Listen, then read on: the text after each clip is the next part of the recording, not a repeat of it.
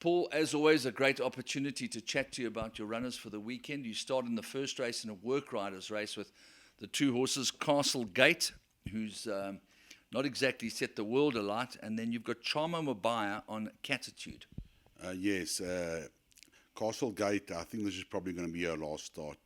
She doesn't show much. She's a slight filly, so we're going to give her this run, and if she doesn't shape up, and then we're going to have to send her away. As far as the first time is concerned, with Charmer Mabaya, he's one of the best around. Yes, she's also a small little filly. She does show a lot of speed. It's not a particularly strong field. I think she'll be competitive. She should be in the money. Doesn't look like there's a hang of a lot of hope for Sexy Cinderella, but I'm sure hope is eternal. You're always hoping that something will pop up.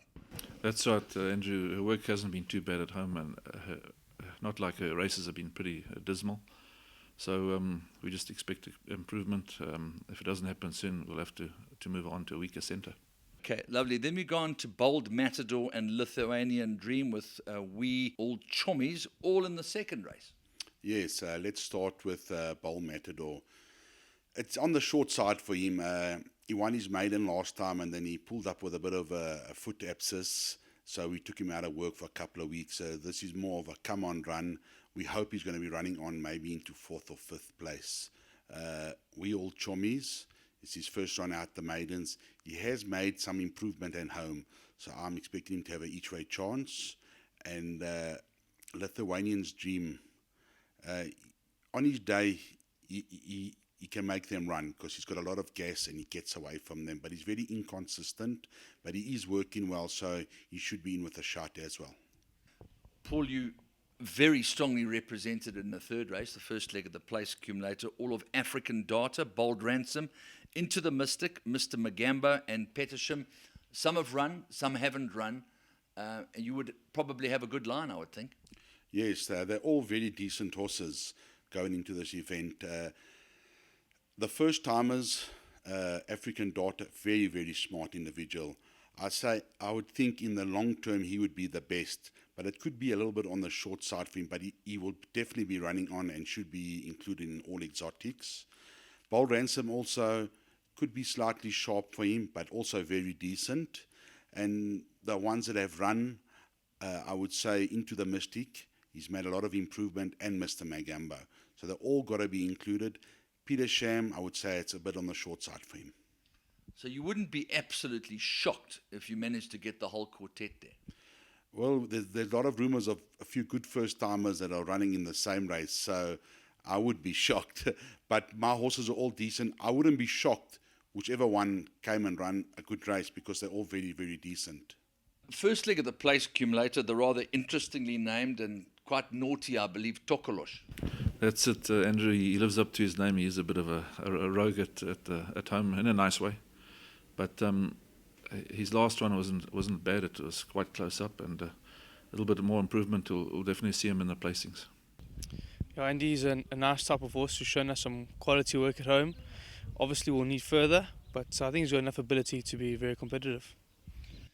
Okay, fantastic. Then we move on to the fourth race where you're also strong. You've got Celeste, Crime Scene, and Empress Josephine with a little bit of patchwork quilt to back you up. Yes, I would say my best one would be Empress Josephine. She shows a lot of ability at home, but she's just a bit troublesome at the gates. But we have schooled her. She's been going in at home. She should have an each-way chance.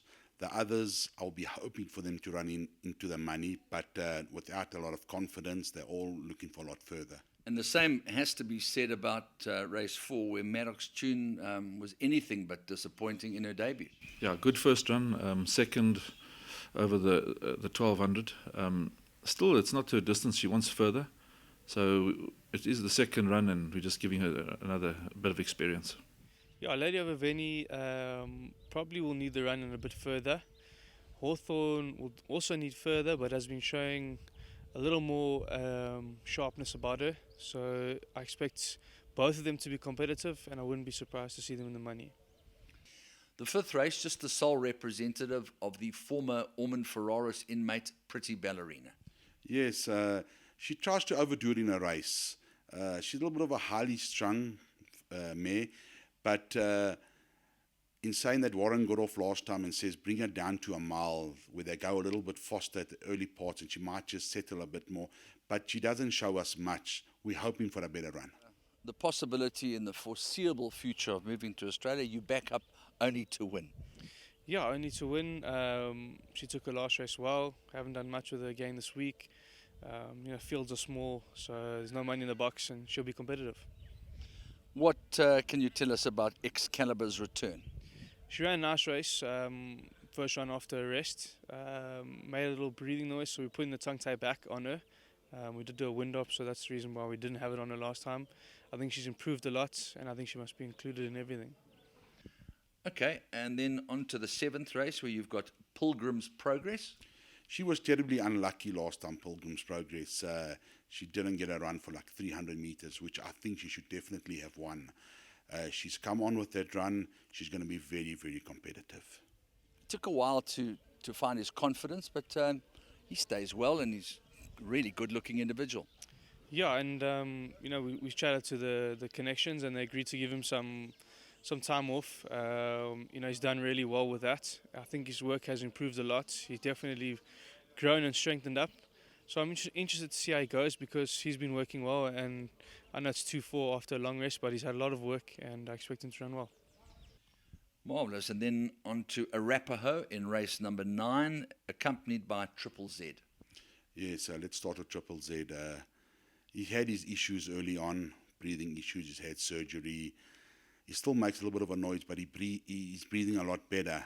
I think he has a decent place chance. And Arapaho is a very quality horse. He's a quality horse, but he's got a tendency to run around at the end of the race.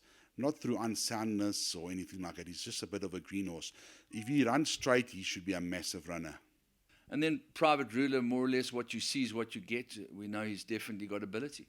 Yeah, good honest sort, always gives of his best, very consistent horse, and in that field can run a place. Yeah, both of them ran fair races last time. They both ran 5th in their previous, their last runs, and I expect they can run in the places. In Armstrong, you were hoping that he would take to the extra ground, but he pulled too hard and he gets back to 14 now. Yeah, he pulled too hard, unfortunately. His best form is over this kind of distance, so hoping for an improved run. And then Dabian, there's no secret that he's shown ability. He wasn't a cheap horse, and his day will come surely. Yeah, he's got everything in his favour. Nice draw, 1400 stand side track. He ran a good race with the blinkers last time, so I'm sure he'll be right there. Perfect.